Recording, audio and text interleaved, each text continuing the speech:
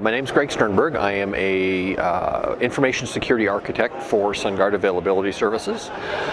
I actually started out on sort of the wrong side of the career path. I started out as a hacker, breaking into systems, then decided that I much prefer to actually build systems, so then I got into programming. From programming I got into software architecture, computer architecture, and then sort of backdoored into the whole security field. And that's where I've been for, depending on how you want to calculate it, anywhere from 10 to 15 years.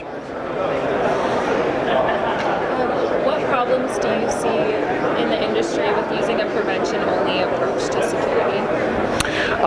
The simplest answer to that is it doesn't work. We can't prevent, and in my talk I describe this, that there's basically two types. There's the what I call the prevention, and then there's the predictive prevention.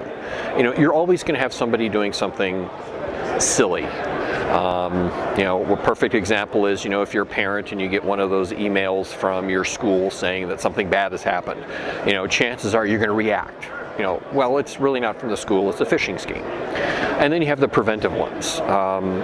Decades ago when I wrote programs, security just never really crossed my mind. I know my code has vulnerabilities in it, but then I wrote it 25 years ago. So you can't prevent stuff you don't know about, and you can't predict, you can't keep users from doing things. So preventive only is just never going to work. What should the industry's focus shift to from prevention only into using it as one key evidence of things? And you hit it right on the head there. It has to be a key, or one component. One of the very basic things is you have to know what your system is.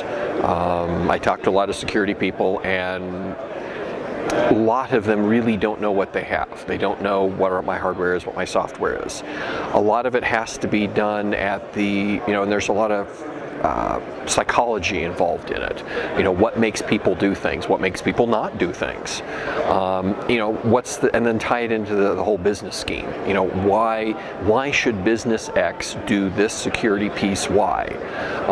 It has to be a reason, has to be a rationale to it.